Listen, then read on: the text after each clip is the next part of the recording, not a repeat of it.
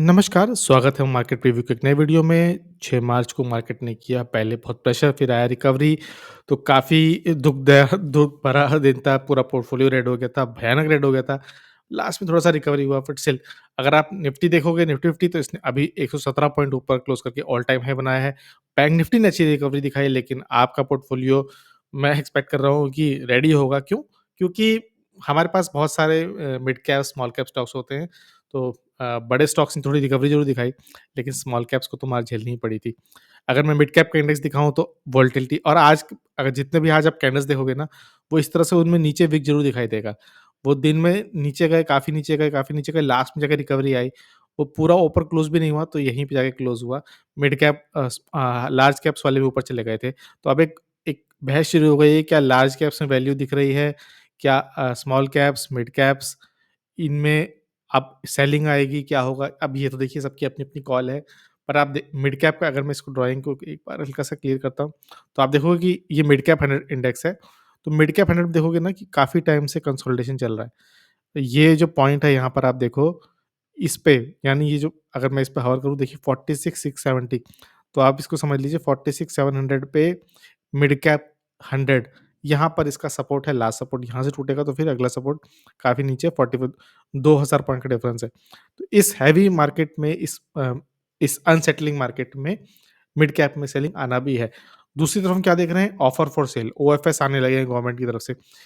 निवली lignite में आ गया है अगर मैं ओपन करूँ, तो यहाँ पर देखिए गवर्नमेंट 7% बेचेगी अपना, 79.2% गवर्नमेंट का है, 5% ओएफएस और 2% 7% बिकेगा, डिमांड ऐसी रहती है। और इस सेल के बाद 75% नीचे आ जाएँगे क्योंकि अभी 79 के आस-पास है। तो ठीक है, बट याद रखिए अगर आप आज आपने देखा होगा संवर्धन मदरसन, ज़ोमैटो अब जब एकदम टॉप पर हैं, ब्लॉक डील्स आ रही हैं, प्रमोटर्स प्रॉफिट बुक कर रहे हैं, बड़े-बड़े शेयर होल्डर्स प्रॉफिट बुक कर रहे हैं, तो ठीक है, प्रॉफिट बुकिंग बनता भी है। इसीलिए कल मेरा टाइटल भी यही था और मैं आज आपसे फिर पूछूँगा, क्या आपने प्रॉफिट बुकिंग की? क्योंकि मैं तो देखिए आपसे बार-बार पूछूँगा क्योंकि ये हमको बार-बार देखना पड़ेगा। आर्किन केमिकल्स देखिए जहाँ से हम चलते वहीं पर आ गए। क्या आपने प्रॉफिट बुकिंग की? की तो वेरी गुड, नहीं की है तो फिर मेरा जैसा कि मैंने कल किया था, आप सवार हो गए हैं रिग्रेट एक्सप्रेस में। यहाँ पर आप सिर्फ़ अफ़सोस कर सकते हैं कि काश मैंने बेच दिया होता। अगर आपने पार्शियल प्रॉफ़िट भी बुक की होती इस इन्वर्टेड हेड के टॉप पर, तो बहुत अच्छी बात है। तो या तो आप पार्शियल प्रॉफ़िट बुकिंग करिए या रिग्रेट एक्सप्रेस में बैठिए। ये देखिए डेटा पैटर्न्स में यहाँ से हम एक मैं लाइन खींच दे रहा हूँ क्योंकि ज़रूरत है बार-बार ड्राइंग उड़ा देता है। तो ये एक राउंडिंग बॉटम और देखिए कितनी जल्दी इसका टारगेट मीट हो गया। 3000 का इसका टारगेट था, आपने 3000 प्रॉफ़िट बुक किया, नहीं, देखिए वापस नीचे आ गया। 3000 से सीधा 2634 पे आ गए, 400 पॉइंट ऊपर से उठ चुका है। यहाँ सपोर्ट ज़रूर है बट क्या कोई गारंटी क्या है इस पे रुकेगा? अगर मान लीजिए और प्रेशर आ गया, नीचे भी आ जाएगा। जितनी रफ्तार से ऊपर गया है, नीचे भी फॉलिंग नाइफ जो होती है बहुत तेज़ी गिरती है। तो इसीलिए मैं फिर आपसे पूछूँगा क्या आपने प्रॉफिट बुकिंग की? प्रॉफिट बुकिंग पार्ट है। अगर आप शेयर मार्केट में हैं और आप टाइम-टाइम पे प्रॉफिट बुक नहीं कर रहे हैं, तो ख़ैर आप या तो आपके पास अपना म्यूचुअल फंड है जहाँ से आप पैसा जुटाए जा रहे हैं, नहीं तो फिर आप सही नहीं कर रहे हैं अंदाज़े से मेरे हिसाब से। तो ठीक है, ऑफर फॉर सेल हम देखते रहेंगे, ब्लॉक डील्स देखते रहेंगे, उस तरह से आज हम ट्रीट करेंगे।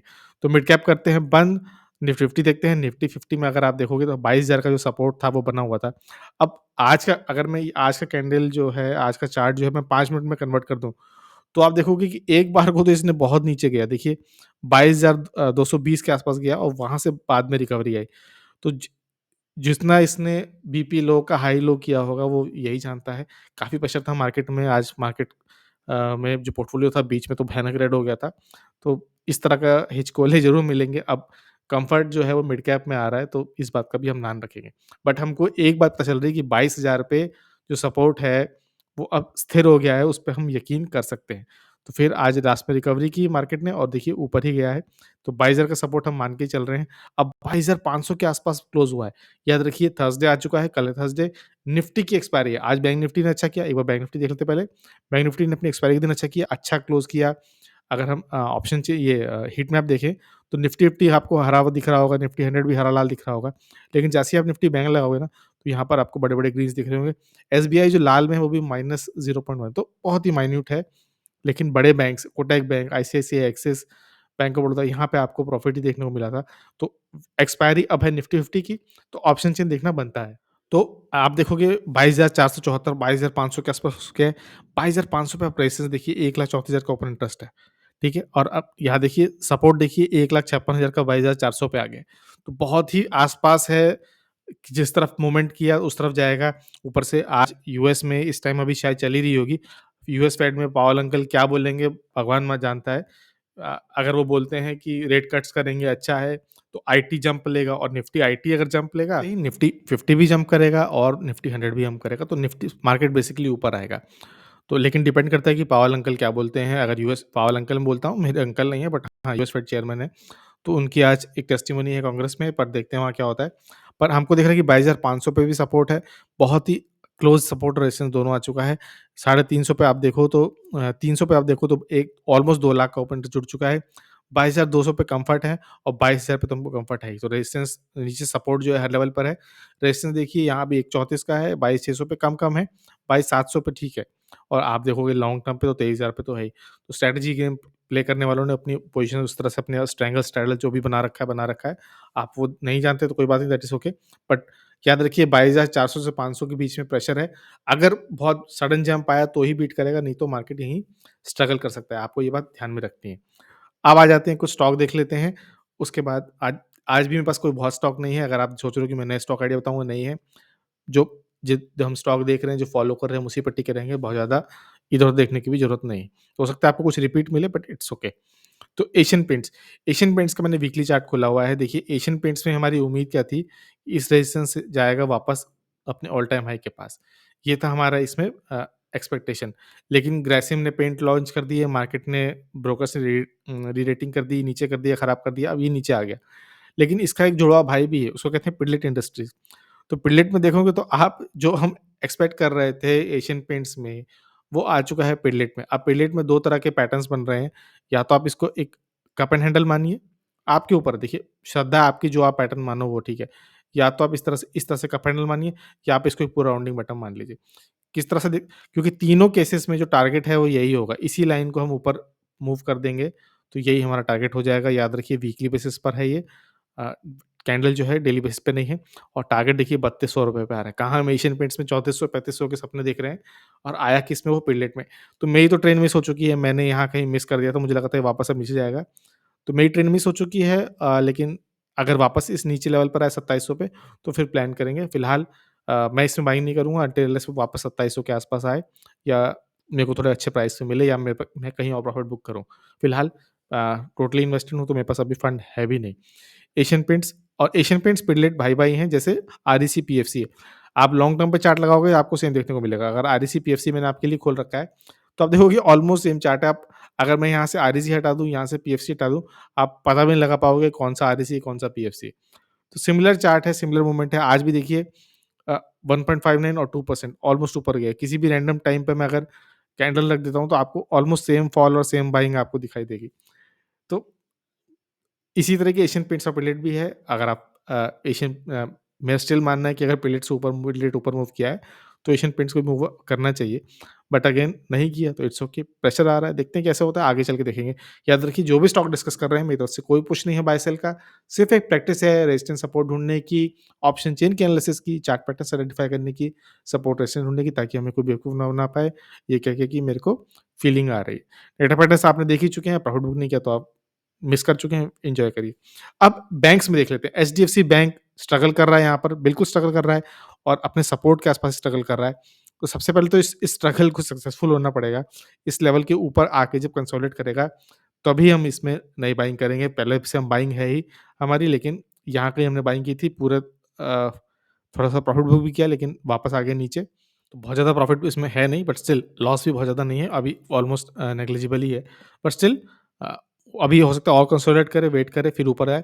अभी भी अब देखिए कुछ कुछ किस इस तरह से इसने इस चैनल में मूव कर रहा है। अगर इस चैनल को मूव करते हुए देखिए ऊपर हल्का-हल्का हाई जा रहा है। मूव करता है, ब्रेक करता है तो अच्छी बात है, बट फिलहाल हम वेट करेंगे कि 1470 से ऊपर ही जाए, 1500 के आस-पास जाएगा तो हम इसमें बाइंग करने का सोचेंगे। 1480 पे हमारा ध्यान बनेगा। तो बैंक्स को हम पहले ही बहुत देख चुके हैं, तीनों बैंक्स को, तो क्विकली एक देखेंगे, एक्सिस बैंक को देखेंगे। एक्सिस बैंक में हमने पहले ही एक एक सपोर्ट की लाइन ड्रॉ कर रखी थी। ये सपोर्ट का लाइन था हमारा, हमने पहले बोला था कि यहाँ से ब्रेकआउट आया है, ब्रेकआउट पूरा आया, वापस आके इसने यहीं सपोर्ट लिया। इसी लाइन पे बार-बार सपोर्ट ले रहा था, तो हमने पहले भी डिस्कस किया कि एक शॉर्ट टर्म पे 4-5% का स्विंग किसी भी दिन आ सकता है, आ भी गया और आप देखोगे कि इस चैनल में ये ऊपर जा ही जा रहा है। अब फिलहाल रेजिस्टेंस के पास आ गया है तो देखना पड़ेगा और जैसे आरईसी, पीएफसी है, एशियन पेंट्स फिडलेट है, वैसे एक्सिस और आईसीआईसीआई बैंक है। तो अगर आप अ, आईसीआईसीआई बैंक में देख रहे हो तो उस तरह में भी इस तरह मूवमेंट आएगा। दोनों एक-दूसरे के प्राइस को फ़ॉलो करते हैं और चेज़ करने की कोशिश करते हैं। दोनों ऑलमोस्ट आइडेंटिकल और ऑलमोस्ट ट्विन्स ही हैं। उतने परफेक्ट नहीं है जितना Asian Paints Pidilite, REC, PFC but still है। कोटक महिंद्रा बैंक में हम आ गए हैं पॉज़िटिव में। हमने यहाँ कहीं ब्रेकआउट पे लिया था और देखिए ऑलमोस्ट वहीं आ गया है। तो ऑलमोस्ट हम नो प्रॉफिट नो लॉस के बेसिस पर आ चुके हैं। एक लंबा अगर हम यहाँ पे एक एक काम करते हैं, इस बार रफली की जगह हम ट्रेंड लाइन ड्रॉ करते हैं। तो इस तरह से आप ट्रेंड लाइन ड्रॉ करोगे देखोगे कि अभी भी इस फॉलिंग ट्रेंड लाइन का इसने ब्रेकआउट नहीं दिया है, अभी भी वेटिंग है। वॉल्यूम ज़रूर दिखाई दी, एक्सपायरी का भी मूव हो सकता है। बट अगेन आप देखोगे कि कंटीन्यूअसली इसने लोअर लो, लोअर हाई बनाए हुए हैं। तो अभी भी एक क्लियरली एक डाउन ट्रेंड में है। वेट करेंगे इसको पॉज़िटिव में आने का, इसको ब्रेक करके रेजिस्टेंस करके अपवर्ड इस तरह से हायर हाई बनाएगा। लेकिन फिलहाल पॉइंट ये है कि हम almost no profit no loss के बेसिस पर आ गए हैं। मूव करेगा तो अच्छा है, हमारे तो टारगेट बने ही हुए हैं। अगर डेली से हटा के अगर मैं इसको वीकली बेस पे लगा दूँ, तो आपको ये चैनल जो हमने ड्रॉ किया है, ये बहुत ही क्लियरली दिखाई देगा। आप बहुत ज़्यादा एनालिसिस करने की ज़रूरत भी नहीं है, आप ऐसे ही समझ जाओगे कि कहाँ सपोर्ट है, कहाँ टारगेट है। तो इस लेवल पे हमने बाइंग की नहीं फिलहाल बट स्टिल क्योंकि वैसे भी आजकल एनबीएफसी में बहुत प्रेशर चल रहा है। पेटीएम के बाद आईएफएल फाइनेंस, उसके बाद जेएम फाइनेंशियल, अब बजाज फाइनेंस में भी प्रेशर है। लोग कह रहे हैं कि ये भी आईपीओ की फंडिंग करते हैं। तो देखते हैं, फिलहाल अभी कुछ नहीं है, सिर्फ रूमर्स मिली फैली हुई हैं, तो इनको भी हम देखेंगे। एसबीआई कार्ड देख लेते हैं। एसबीआई कार्ड में देखिए प्रेशर आया और काफ़ी प्रेशर आया। कार्ड्स और नेटवर्क इश्यूज़ को भी लेके आरबीआई ने एक इन्फॉर्मेशन जारी की, उसके बाद इसने ब्रीच कर दिया। देखिए अभी भी बहुत ब्रीच नहीं हुआ है, पहले भी यहाँ आ चुका है, तो हो सकता है कुछ इस तरह से यहाँ पे एक डबल बॉटम बना है और ऑलमोस्ट इसी पॉइंट पर आ गया है। बट सिर्फ ये अभी होप है, ऐसा चार्ट पे कुछ भी नहीं दिख रहा है। बट हमने जो 2 लेवल ड्रॉ किए थे उसके नीचे आ गया 712 के। 700 का लेवल टूट गया तो दिक्कत होगी, यही इसका आईपीओ प्राइस भी था। तो काफ़ी टाइम से नीचे चल रहा है, हमने इसको 2030 के लिए परचेज़ किया है। बट स्टिल प्रेशर तो आ ही गया। अगर हम वीकली बेस पे ड्रॉ करेंगे तो आपको शायद ये चार्ट, ये ड्राइंग लाइन्स आपको क्लियर दिखाई देंगी। एक लॉन्ग टाइम पे सपोर्ट है यहाँ पे। यहाँ से जंप करता भी है, तो ऐसा नहीं कि इससे पहले कभी नहीं आया, लेकिन 690, 680 तक आ चुका है। तो यहाँ से मूव किया तो वेल गुड, नहीं किया तो प्रेशर हो जाएगा, एक काफ़ी प्रेशर हो जाएगा। यहाँ पे काफ़ी टाइम से कंसोलिडेट कर रहा है। देखिए, इतने टाइम कंसोलिडेट किया नहीं था पहले, यहाँ पे पूरा कंसोलिडेट कर रहा है। और आप लॉन्ग टर्म पर भी देखो तो लोअर लो बनाए हुए हैं, यहाँ भी लोअर लो है। अभी यहाँ पे भी अगर लोअर लो बन गया तो एक और प्रेशर की बात हो जाएगी। बट स्टिल अभी कोई मूवमेंट नहीं आया है, लेकिन प्रेशर में ज़रूर है, इस बात को हम ध्यान रखेंगे। एफएल इंडिया को हम देख रहे थे वीकली बेसिस पर और डेली बेसिस पर भी। तो देखिए, एक मैं इसको कन्वर्ट कर देता हूँ वीकली चार्ट पे। तो वीकली चार्ट पे हम यहाँ इन्वर्टेड हेड एंड शोल्डर का ब्रेकआउट एक्सपेक्ट कर रहे थे। हुआ, पूरा नहीं आया, हम एग्ज़िट कर लिए टोटली यहाँ से ही। 5-6% आप अगर आप 7% आप स्विंग कर लेते तो शॉर्ट टर्म में तो बहुत अच्छी बात है। और हम एक्सपेक्ट करते हैं कि वापस इस लाइन पर आएगा और मैं अगर इसको ज़ूम करूँ तो ऑलमोस्ट आ भी गया था। अगर मैं इसको अब वापस डेली में कन्वर्ट करूँ तो आप देखोगे कि इस ट्रेंड लाइन पर इसने ऑलमोस्ट टच कर दिया था। 20-25 पॉइंट का डिफरेंस रह गया था, लेकिन स्टिल मैं कन्विंस नहीं था, तो मैंने इसमें पोज़ीशन ली नहीं। देखते हैं कल क्या होता है, रिकवरी आती है कि नहीं आती। अगर इस पोज़ीशन इस लाइन पे ट्रेंड किया, वापस आके टच किया, इस पॉइंट पे कंसोलिडेट किया, तो बिल्कुल अगले स्विंग के लिए वापस 1000 से 1200 या 1300 जितना पॉइंट 8-10% भी हमको मिले शॉर्ट टर्म पे, उतने स्विंग के लिए हम डेफिनिटली इसको प्ले करेंगे। एटलीस्ट मैं तो प्ले करूँगा, आपको अपनी एनालिसिस करनी है। याद रखिए मेरी तरफ से कोई भी पुश नहीं है बाय सेल का, आपको अपनी एनालिसिस करनी है, फिर डिसीजन लेना है। तो देखते हैं किस तरह का यूएस इंडेक्स कैसे रिएक्ट करते हैं आज के टेस्टिमोनी के बाद। उसके बाद देखेंगे। या था आज का स्टॉक वीडियो। स्टॉक पिकिंग कैसे लगा शेयर करिए, लाइक करिए, कमेंट करिए। प्लीज़ हेल्प करिए एक छोटे चैनल को ग्रो करने में, सब्सक्राइब करने की कोशिश करिए। वीडियो देखने के लिए बहुत-बहुत धन्यवाद।